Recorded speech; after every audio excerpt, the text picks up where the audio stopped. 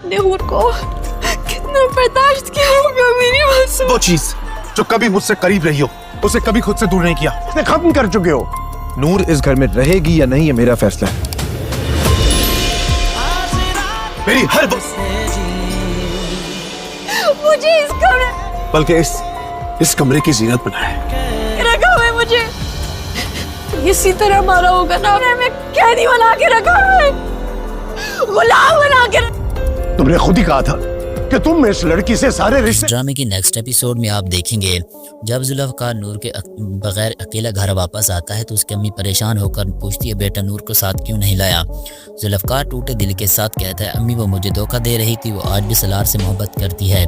ये सुनकर इफ्तिखार शातिर मुस्कुराहट के साथ बीच में बोल पड़ता है फिर तो तुम उसे हमेशा के लिए छोड़ दो। जुल्फ़कार गुस्से में कहता है आप फ़ौरन तलाक के कागजात ले आए, मैं उसे उसके घर भेज दूंगा। दूसरी तरफ अंजम फूफो के घर में अचानक नूर की तबीयत बहुत ज़्यादा ख़राब हो जाती है। अंजम फ़ौरन उसे हॉस्पिटल ले जाती है। कुछ ही देर में डॉक्टर बाहर आती है और नूर की प्रेगनेंसी के बारे में खुशखबरी सुनाती है। ये सुनकर वहाँ खड़े सलार के होश उड़ जाते हैं, लेकिन नूर टूटे दिल के साथ जुल्फ़कार को अपनी प्रेगनेंसी का सच बताने के साफ इनकार कर देती है। उधर अरूशना भी नफरत से कहती है अगर नूर यहाँ रहेगी तो मैं इस घर में एक लम्हा भी नहीं रहूँगी, और वो हमेशा के लिए अपनी अम्मी के घर चली जाती है।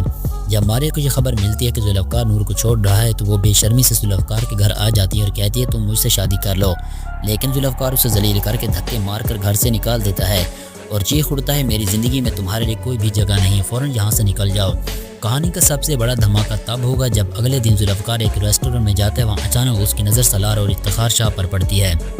जुल्फ़कार छुपकर उनके पास जाता है और उनके तमाम खौफनाक बातें सुन लेता है।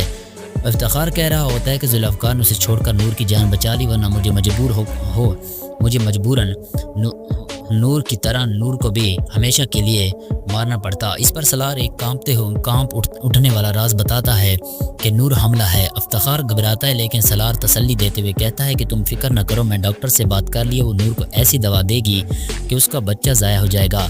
इफ्तिखार खुश होकर कहता है तुम्हारी भारी रकम तुम्हें मिल जाएगी। ये खौफनाक साज़िश सुनते जुल्फ़कार की आंखों में खून उतर आता है, वो तूफ़ान की तरह सामने आता है और दोनों का काला एक साथ पकड़ कर धारता है।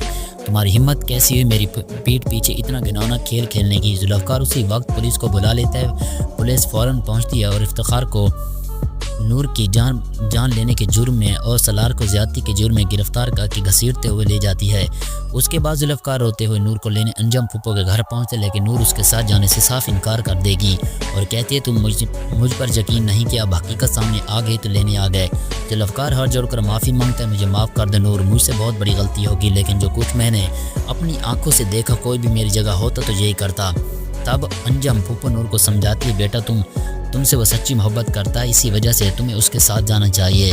तो जी नाज़रीन, आप लोगों को हमारी ये वीडियो कैसी लगी? अगर वीडियो अच्छी लगे तो वीडियो को लाइक और चैनल को जल्दी से सब्सक्राइब कर लें।